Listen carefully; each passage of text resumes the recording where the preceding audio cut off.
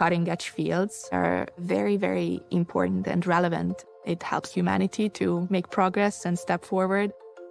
My name is Boglátka. I study computer science with AI specializations, and I'm from Hungary. I'm Ken. I'm studying atmospheric sciences, and I'm from Japan. My name is Daniel, and I'm studying cybersecurity, and I'm from Austria. My name is Ibrahim. I'm studying computer science, specifically artificial intelligence, and I'm from Egypt. My name's Linda. I'm a PhD student in electrical engineering, and I'm from Ecuador. Ever since I was a small child, I was fascinated about the new technology from the US. Whether it's from a big company or a new groundbreaking research finding, the US was always involved in producing cutting-edge technologies. So wanting to study cutting-edge fields in the US, it was a no-brainer.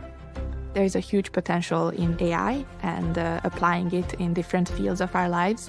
I've been doing research in applying artificial intelligence, machine learning-based tools and software to aid diagnosis and personalized medicine, ultimately. Studying in the US has given me the freedom to choose what I want because of the breadth of options available. And for me personally, my care goes towards creatives and using AI to give them the best tools to achieve their vision. I'm studying atmospheric sciences. I use numerical models, many different kinds of simulations to predict and quantify the change in the climate. I'm really excited about the field of cybersecurity. That means I try to find solutions for cutting-edge cybersecurity threats in the future, preserve the consumer's privacy while innovating and developing new software. I wanted to find universities that had a strong research center in intelligent transportation. And my favorite part about studying the US is that everyone has this mindset of doing things better and improving technology.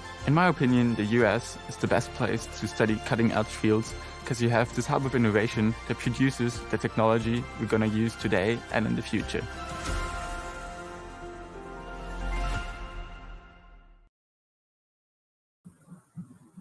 Hello, everyone, and welcome to our today's session. I'm very happy to meet you all here. Thank you so much for specifying from where are you. So I think that's very nice, and I think that's super helpful to know from where are you following us. My name is Alina Yakubov, and I'm here from Education USA Virtual. We are here with another interesting session with an Education USA alumna, and that's Kateryna Poltoratska, and I would like you to know more about her story. So as you know, we have interesting stories from our students. We are doing that monthly. And today we have Kateryna. And Kateryna, the floor is yours. You can introduce yourself and we can go over the questions. So guys, first of all, this is a Q&A session. You can address any question that is related to to the story that Kateryna will tell us today. And then we're going to answer the questions that you have sent us in advance and the questions that I have also prepared for Kateryna. And I think those are going to be also interesting for you to know the answer. Okay, so hi, Katya, once again. Hi. With us today. Thank you, Alina. So as Alina's already introduced me, my name's Kateryna. I go by Kate, so if that makes it any easier, in the United States, it really helps to just kind of shorten my name, but it is not necessary. So as she mentioned, I had recently just graduated from Berea College, which is in the city of Berea in Kentucky, kind of in the middle of nowhere, but it's actually really beautiful here. Lots of mountains around, lots of hiking trails. I really love it here. This is also where I met my husband, and this is where I've really established my roots, and I really love it here. So I'm really happy to be here and to help those who might be interested in applying to Berea College. And I'm just here to share all the tips and tricks that I went through, the wisdom that I've learned throughout the 4 years of being here. And yeah, I'm just happy to be here. Thank you so much. We're going to talk definitely about how everything turned after you finished your bachelor degree. But first of all, let's talk about how it started and how you decided to apply specifically to studies in the US. You can just share more on that, why you choose specifically this major and why Berea College, because Education USA actually has a lot of alumni also, I mean, within all the universities, but we know some cases with students also from Moldova, for example, that also had a bachelor degree at Berea. So I really want to know more details on that. How did you find that? Yeah, so it's sort of a long story where I was an international student through the Flex program. And I was staying in Tennessee, so that was during the 2018-2019 academic year. So I was a junior in high school in Tennessee, and that was just a wonderful experience for me. I stayed with a host family. I think many people are familiar with the Flex program. But yeah, so after that experience, I had to return to Ukraine and finish my high school. So I only had 1 year left. And after that, I realized, okay, next thing is university for me. I really did want to get a bachelor's degree.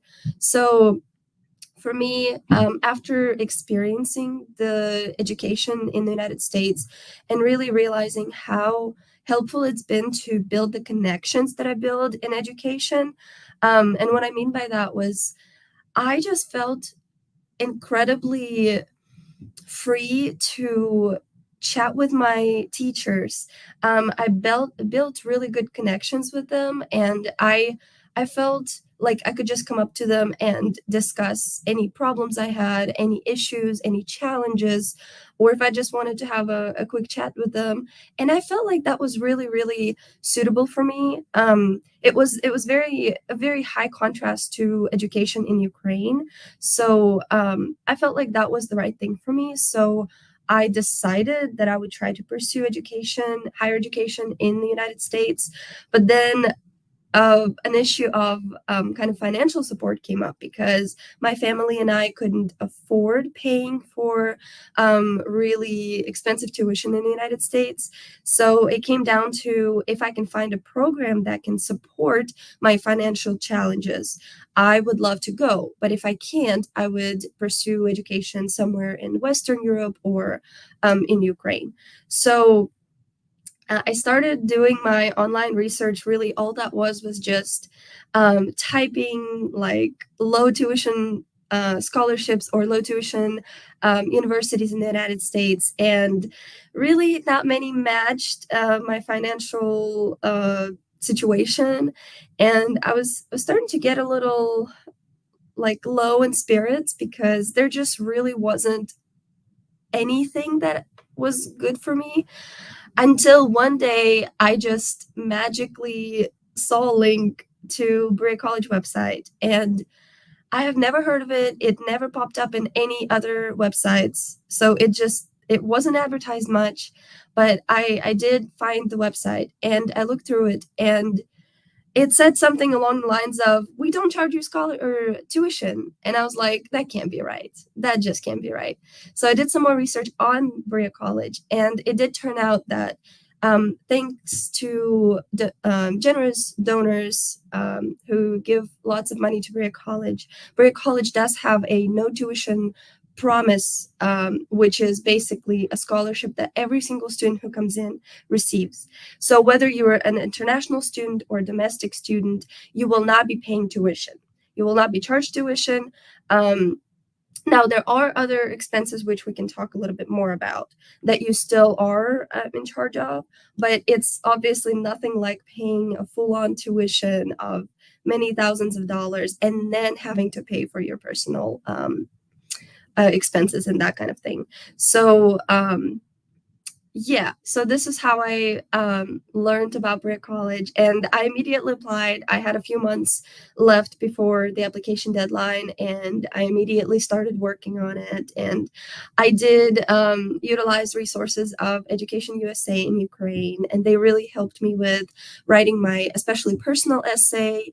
That was probably the most helpful part.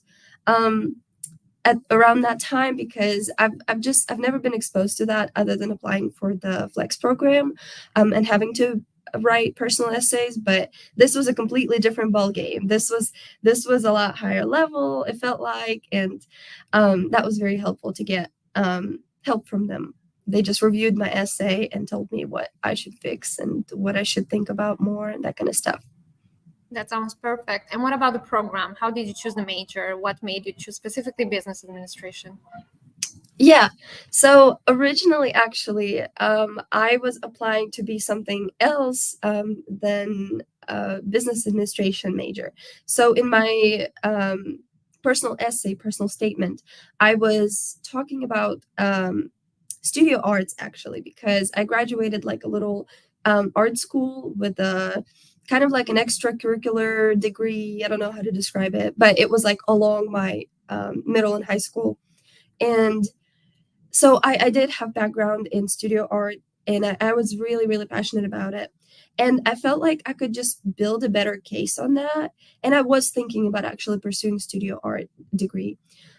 So that is what I applied with. But whenever I came into Berea, something that I have to mention though is every student who comes to Berea, you do not have to declare your major during your first semester. You have to wait until about your second year to declare your major. You will simply kind of aren't allowed to declare your major during your first year because Berea College understands that you can be in many different places on that spectrum of knowing what you want to do. You can have completely no idea what you want to do in life, or you can know exactly what major, what career you want. And understanding that, Berea College gives you an opportunity to take other classes, like general education classes, just to try things out and see if you for sure know what you want, or if maybe that gives you a chance to learn what you want. Plus, Berea College is a liberal arts school, so that means it does want to make you a versatile person, to make sure that you just try things out, really. So I didn't have to pick a major until about my second year, so third, fourth semester. And that whenever I came in and I started taking classes, and I realized that really I want to try business administration because I felt like it was just it was a major that would allow me to really come into different industries. And I thought about it. I was like, I can go into construction and utilize my business administration major. I can go into healthcare. I can go into hospitality. I can go into education. I can go anywhere with my business administration major. And so far, I think it's working. Definitely, it should work. Okay, that sounds super interesting. But considering the fact that you were specifying that the Berea College had no tuition, that means that you were also not researching any type of scholarship. And was everything included? So let's just specify on that. Let's just develop on that. Was everything included, like the housing, the tuition, or did you have to pay something? Right. Yes, it's a really good question. I like to clarify that. So there is no tuition, which means you won't be paying for classes. Now, there is an exception in terms of classes. Certain classes, such as art classes or craft classes, you might have to pay a one-time charge during the semester of like $20, $30, $40, but that's applied towards materials. And in certain cases, that might be covered by your like financial aid. So the situations may vary drastically. So in my experience, since I'm from Ukraine and Ukraine has a tax treaty with the US, I don't get taxed as much as other international students. So it really depends on what country you're coming from. I had a really good situation where, as I said, since I didn't have to pay a 14% tax, really all of my room and board was covered. So all 4 years of living in a dorm, which as an international student you're required to do, all of that was covered, 100% of it. I didn't have to pay a single dime unless you're staying during the summer, I'm pretty sure. But even that, sometimes in certain situations, you can get financial aid to help for that. And in terms of dining situation, so all the food was covered as well. Once again, if you're staying on campus during the summer, that might change a little bit, but I don't know the current pricing on that regard. But from what I understand, this is manageable. I did stay at Berea for about 1 month in May, and I think I could manage it, because also something I didn't cover, and I probably should have a while ago, is as a Berea College student, you are required to work 10 hours a week. Sometimes that can increase to 15 hours, depending on what kind of job you have and how you're doing academically and in labor. So you are required to work 10 hours a week. And now it might sound like a lot, but it's really manageable. And I mean, we have over 1,500 students here at Berea, and every single one of them works. And it really works out for us great because we get to earn a little dime to help cover personal expenses, toiletries, that kind of stuff. Sometimes you can apply it to your whatever other expenses you might have academically, like books and that kind of stuff. Books aren't covered. But overall, I feel like I've had a really good financial experience where I even had a chance to save. So I saved up a bit to kind of last me after graduation. So that was really good. So not only did I graduate debt-free, I also graduated with some savings. So, but as I said, I have talked to some international students who have struggled a little more than I have. But as I said, it always comes down to it's still a lot better than graduating with debt. You might have a few issues kind of paying for things here and there, but if you think long term, it might be a really good program for you to think about. Yeah, so you mean by debt, the loan, I guess, the loan that the students would take.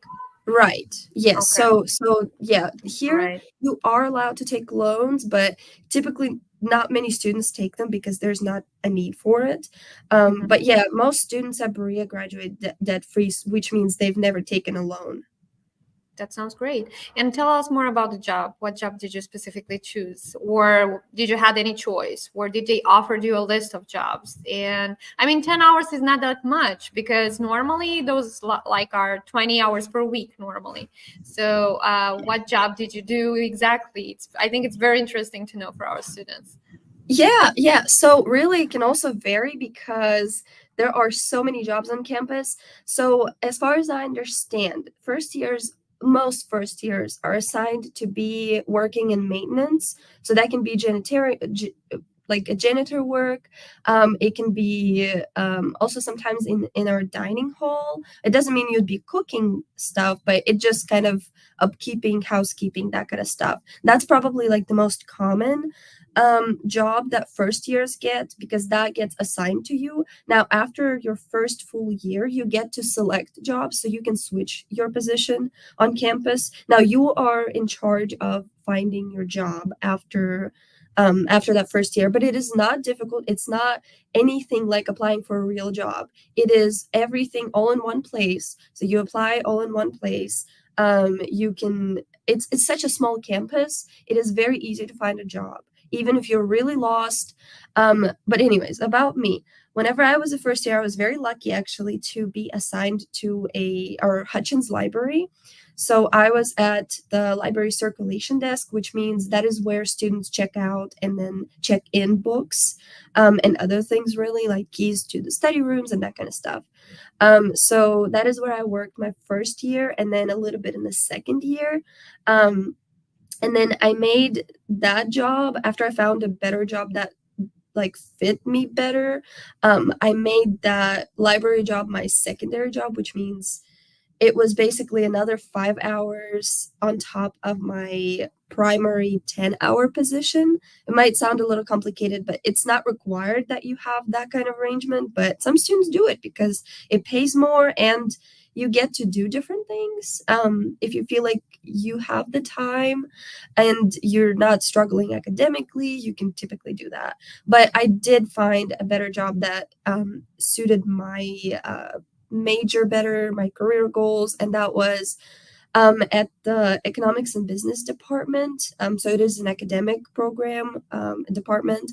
I was the office manager for them for over 2 years, I would say, and that really helped me do a lot of office work because that is what really is required of me as a business major. That is like the bare minimum of what I need to know if I want to get a business administration job. So that really helped me, and it helped me to build really, really good connections with the faculty at the department. So by my junior and senior year, when I was taking the most of business classes, I mean, everybody knew me and it was just so wonderful to know everybody. And it made things easier. It made things more personable. I felt really connected to where I was, to the department, to the faculty, to the students there. And you kind of just get to learn about everyone and just get to know everybody. As I said, it's a small campus. So if you do end up being a TA, which is also a very, very common job, so a teaching assistant, after you take a class and the professor notices you and offers you to be a TA for that class, that is wonderful. So many students love that kind of job. So those are, like, I would say, the most common jobs. A lot of administrative, a lot of teaching assistants, a lot of like maintenance stuff, but there's also others. The list goes on and on, really. And I think it's about your character also, because you seem very enthusiastic, and I'm more than sure that the teacher really enjoyed to work with you. So I think it was a nice experience also for you. Okay, good. And considering the fact that you've mentioned the teachers, how did you find the teaching style and the interaction with the professor? Was it like really different than what you had in Ukraine? How can you compare that? How can you describe that? Yeah. So I feel like in terms of just the student to faculty ratio, first of all, it is 8-1, which means you have one faculty member for 8 students, which is amazing, because whenever I was thinking about getting a bachelor's degree, I was really thinking about smaller universities, because I feel like big, giant, like state universities aren't necessarily for me. It can get a little tricky with bigger universities. You don't just get as much attention in general from faculty, from staff, from whatever issues might arise. So that was a huge yes for me, 8-1 student to faculty ratio. But I did notice that, as I've already mentioned, I build wonderful connections with my professors, and whenever I was applying for my full-time job after graduation, they all graciously agreed to write recommendation letters for me. They were my contact people for the employer who called them for like a reference, sort of. So you really get to build wonderful connections here with professors and staff. And in general, in terms of classes, I feel like they are pretty interactive. There's a lot of, I didn't get to experience too much just simple lecturing. There are a few classes that might be like that, but almost 100% of the time, you will not just have a simple lecture where you come in, listen to a lecture, and go home.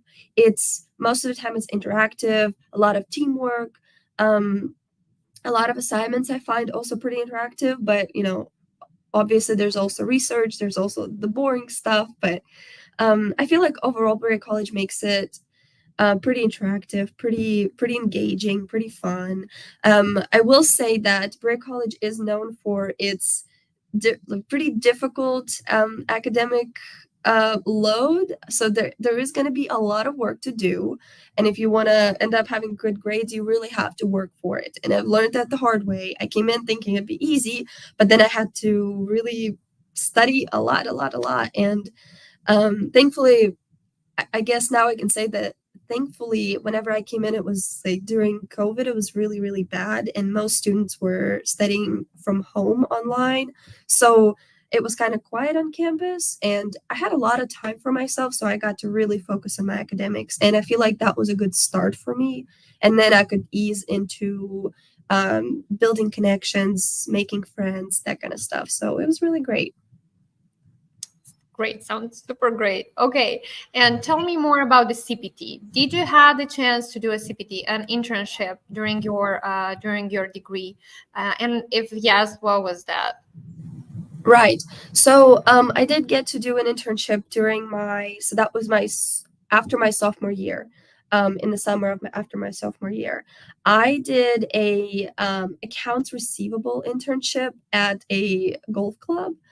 So that was in New Jersey. It was a very interesting experience. I have no idea how I got to New Jersey in the first place, all the way from Kentucky up to New Jersey, but it was a wonderful experience. It was a nonprofit. It was a very strange situation because I was planning to spend that summer back home in Ukraine, but that is around the time that the war started. So I didn't have, I had to cancel my plans, and I kind of was left with no plans for the summer in the last minute. And it was very, very late to apply for internships for that summer. And I did end up finding a program that allowed Ukrainian students in the United States to apply for internships at golf clubs in that metropolitan area around New York and New Jersey. And I applied and I got it. And I got a wonderful job of accounts receivable, which is like an accounting job. And that is how I learned that accounting wasn't for me. So that was actually very helpful, because typically you get internships in areas that you're very interested in pursuing after graduation. I sort of knew I didn't want to do an accounting job after graduation, but I think the internship just helped me, first of all, gain wonderful administrative experience. That was just amazing, the experience that I got, and apply the at the time knowledge that I had of accounting, which was really helpful too. But I did learn that I wouldn't want to pursue accounting, which is a part of your career development during college. It's very important to see what you don't want to do. That way, after graduation, you are better prepared at what you should be applying to and what you don't want to do. But yes, so I did get to do that. And Berea College is wonderful with kind of preparing you for taking an internship, as well as just supporting you during your time. Now, Berea College also has wonderful funding for unfunded internships, which means if you get an unpaid internship, Berea College will pay for your room and board, as well as, I don't think they'll give you like a salary, but they will make sure that all of your expenses are covered, and that depends on the area that you go to. So that is a giant plus. The funding that the internships office, which I work with sort of now, they give lots and lots of funding for students who have an unpaid internship. But mine was paid, so I didn't have to deal with that. But it's still good. They support you in every single step that you take throughout your application, internship applications, getting the internship, after the internship when you present it to your department, and that kind of stuff. Yeah. Okay, all that sounds good, but I'm just really interested, what was the biggest cultural adjustment you felt when you got into the state? And were there any challenges that you can specify at this moment? I think that would be also interesting to know for the students. Yeah. So thankfully, like whenever I came in the United States for the first time, I was an exchange student, so I was in high school, and that probably was an easier adjustment because I didn't have to deal with 100 million assignments, college level assignments.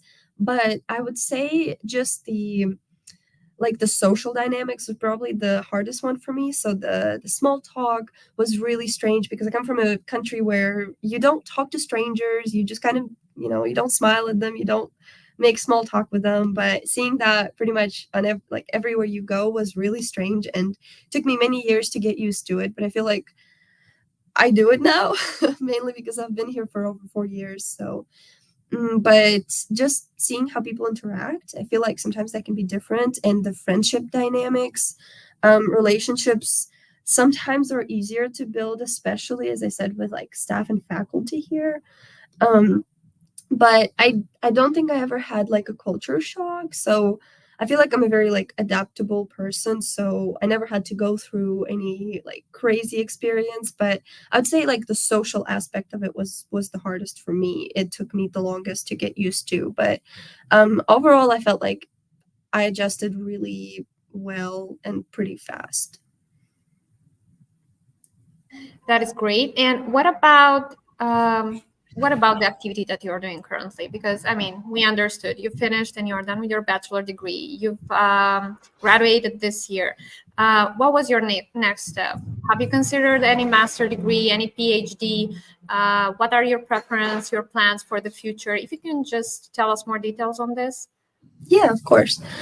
So ideally in the future, I would like to get an MBA. So that's a master's in business administration. Now, a prerequisite for that is that you have a work experience, a few years of work experience, like related to what you want to get your MBA in. So that is why not many students, well, in fact, most students do not get an MBA straight after graduation. That is why I'm having a full-time job right now. And that really worked out for me because also I would like to mention Berea College also has this program called Berea Core, which means as a recent college graduate, so up to 2 years after your Berea College graduation, you can apply to work for Berea College as a staff member. So I'm officially right now a staff member, and it is sort of like a contract. So you get up to 1, sometimes 2 years, depending on whether you want to extend that contract. And so that is what I'm doing right now. So I am constrained to only working here for up to 2 years. And usually as an international student, you would be using your OPT. So optional, I forget what it's called, but the optional kind of like work experience as a F1 visa student. But I'm using a work permit that I have through other immigration proceedings, so to say. So I thankfully didn't have to deal with OPT, CPT, well, CPT for my internship, but OPT for after graduation work experience. But as I said, from what I understand, the international office here makes it pretty easy to deal with that stuff, especially if you're doing this program. If you were to graduate and find a full-time position in the United States that would sponsor your employment, that should make it pretty easy too. But other situations sometimes can vary really, and it's case by case. But from what I hear, it's not a bad experience here. I'm more than sure. So OPT comes from optional practical training. So if you guys are interested, as Kate mentioned, that is gained after you graduate with your bachelor degree. Okay, good. That sounds very nice. So thank you very much for all the details. I think now we can concentrate on the questions that we've got during this live, because I see we have some of them.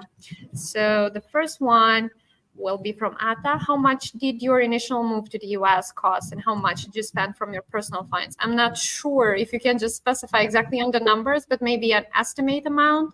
Yeah, of course. So the first thing I would like to mention is Berea College, at least back then, whenever I applied, they did require a deposit, and I'll explain what the deposit is for, but usually it can be anywhere from like $500 to $1,500 for international students to make a deposit. That, first of all, secures your spot at the college, but also that deposit, because the college understands that international students don't have as much support as domestic students here in the United States.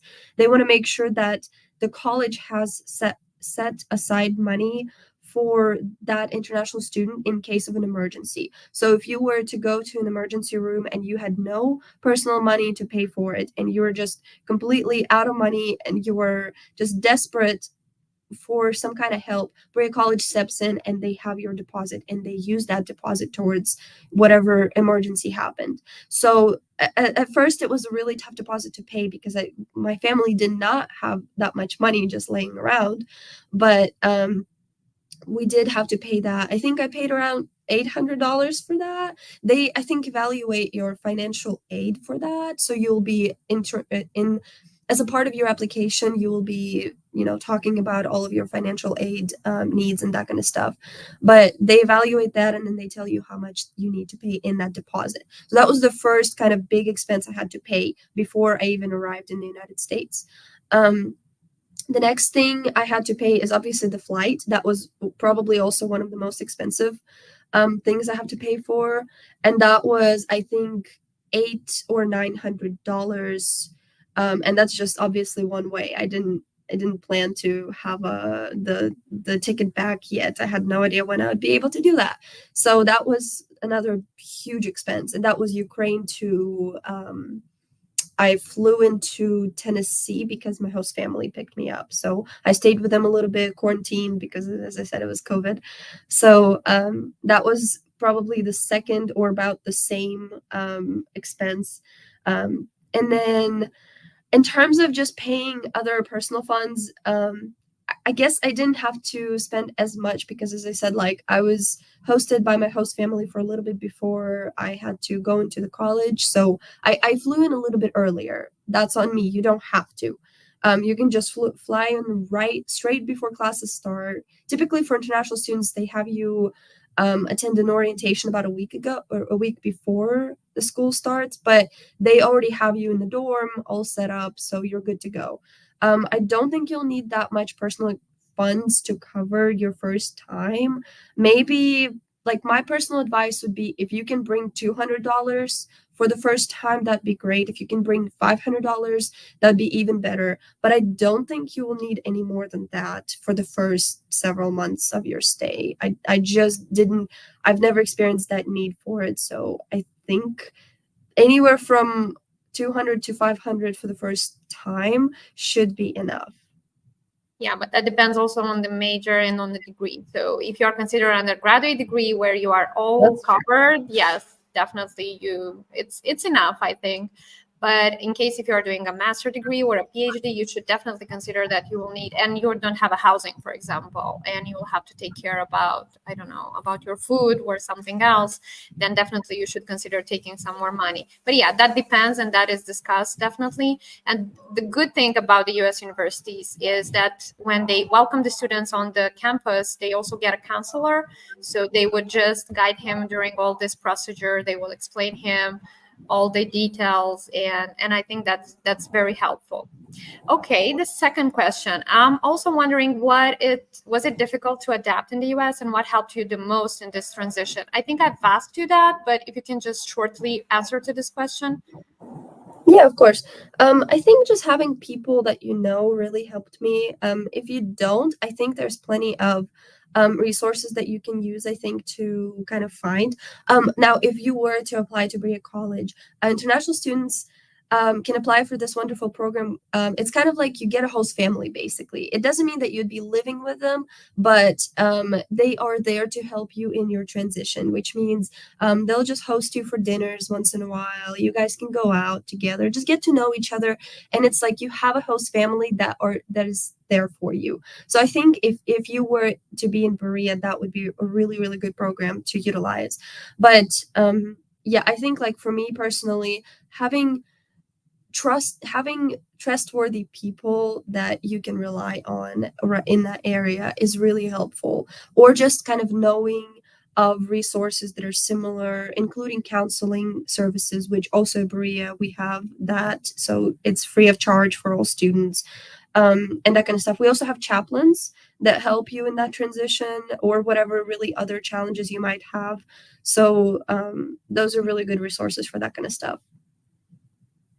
And I assume also a lot of extracurricular activities because they have different clubs. Were you joining some of those clubs? Yeah, great question. We have so many, and really it's so easy to create one here, and we get funding for that depending on how many students join. But I've been a part of a few.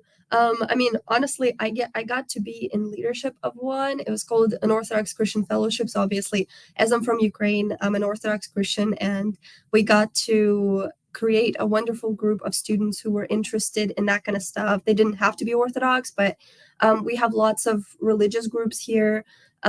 We have a lot of like career-based groups. So there's a computer science group. They do lots of really cool coding stuff and events and that kind of stuff.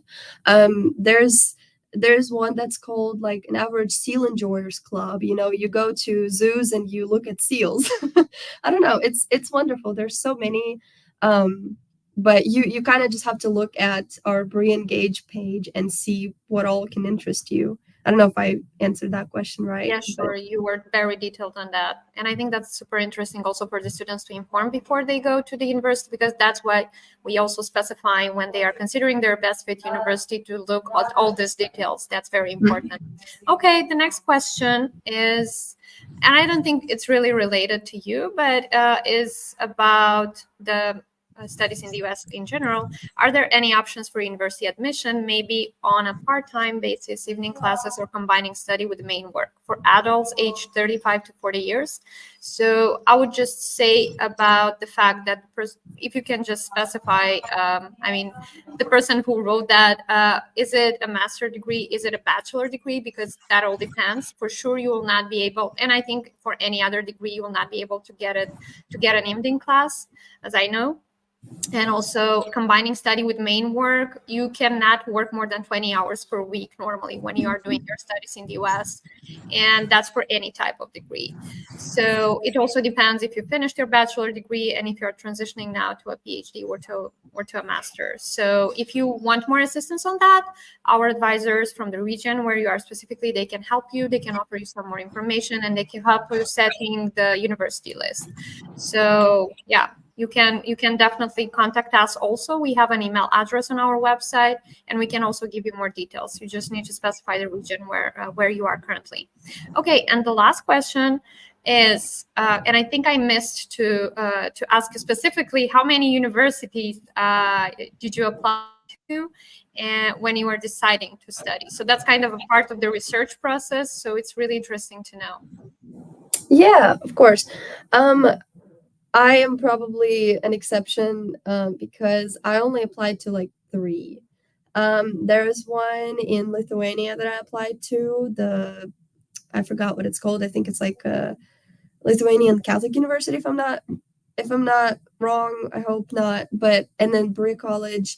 And I feel like there was one more somewhere in Europe that I applied to, but that was it. I don't know why I put all my eggs in one basket thinking that I did get admission from another one, but whenever I heard from Berea, I knew what I had to do. I knew that this was it. I knew exactly. I mean, it was just an immediate, I know this is my place. I know I have to go there. So yeah, I only applied to like 3, and it worked out for me. But I mean, since I work at an office of career development now, I wouldn't recommend only doing 3 unless you really like have really good academic achievements. And even with that, you never know really. It's such a hit or miss. But I would probably recommend like a few more, maybe like anywhere from 3 to 5 is a really good number, but I don't know. Education USA specialists can probably tell you more. Yeah, sure. We recommend at least 10 of them. So when you're doing a list, and it depends also what you're considering and what are you researching, what are your preferences, because, some schools would have higher financial aid sources. Some schools would have, some other benefits. So it depends on what are you looking for, what the program you're searching for. And that's why the Education USA consultants are here to help you during this process and to guide you during the process. Okay, so the last question from the same person, I hope, I don't know, maybe we'll get more, is I'm thinking of applying, but I'm really worried about what might happen if I get sick or if something goes wrong. And how did you manage your healthcare while studying? By the way, do you have a medical insurance from the university? All right, great question. It's obviously very important to know what happens in those situations. Whenever I came in, I wasn't as worried about it, but I'm glad that the college kind of took care of it. So they give you so I guess I should start with the fact that there is a clinic near the campus. It's like probably like a 10-minute walk off the campus. Like it's very walkable, where the college has a partnership with that clinic where all students get free of charge consultations with, this is just primary care, right? So this is just like if you have a cold, if you have a rash, that kind of stuff. Like if it's not emergent, like if it's not an emergency, you go to that clinic. They can take you the same day most of the time. So you get the basic care for completely free of charge. That also includes dental. So very basic dental, so cleanings, fillings, that kind of stuff. You get also free of charge as a Berea College student. So that was very, very helpful for me as a student who didn't have a good insurance. But Berea College also does give you like a very basic insurance card. I never got to use it, to be honest with you, but I'm not sure if it would like cover much if you had an ER visit or something of that sort. But I do know that a few students I've known Berea College has helped cover it. I just don't know the details of that. So I do know that at the very least, if you need some basic care, it is completely free of charge here. If it might be more of an emergency, you have to work with them to see how much they could cover. But I wouldn't worry too much about it because, as I said, like I've heard really good things about that situation. Now, once you're out of college, that becomes really difficult because you are on your own. You have to find your own insurance. Typically, employers in the United States, they are required to offer insurance. So if you do find a job, you'll most likely have a pretty good insurance, which as a Berea College staff member now, I do. But that's besides the point. Okay, yeah, definitely. I wanted to specify that it depends on the type of the medical insurance, and it depends on the company that you do your medical insurance at. Okay, so one question and the last one from me. Tell us, please, or give us an advice on what the student have to do when he's doing his research for studies in the US. What would you consider now, with all the experience that you have now, maybe some points, some tricks that would really help a student to, to form his idea about the research process? Yeah. This is probably the hardest question so far. I don't know, you really grow here, so I've grown so much that it's just hard to like identify one or two or three even things that you should really pay attention to. I mean, I've already kind of mentioned, like, I feel like it is important to make sure that this is a good fit for you, especially because like Berea College is known for its Berea Busy, we call it, where because you have such a big load of academic stuff, as well as you have to work on top of that, and it's just like lots of time consumed, and then you have to do so much homework, and it's not for everyone. And so it's important to understand your needs and wants and what you envision for your degree. It just so happened that I probably didn't do as diligent of a work that I should have done whenever I applied, but thankfully it did work out for me well. It just was a good fit. But I have seen students who just realized they started studies here and they realized that it just wasn't for them, whether they realized they didn't even want to pursue further education or they realized it just wasn't a good university for them. So I think just thinking about, like, is it a good fit for me, is just so important to think about. In terms of the application process, my number one advice would be do things early, because you just don't want to wait until the last minute. And as a college student, you will notice that that's like a pattern with your assignments. You will do it pretty late and like straight before the deadline. But with admissions, just don't. just do it early. In my situation, I had to do it, like I had to ship my application overseas, like through mail. So it was not online. Now it is online. So you guys are lucky. But back then I had to ship everything overseas, and I was just lucky that I did it early enough that if it got stuck somewhere, if it got lost, I would have had enough time to resend it. So it was just, yeah. But I would say just think about the timing. Make sure you have exactly you know what your next steps are. You know the timeline for those next steps. And I think you'll be all set if you follow that. I'd say those are my number one things.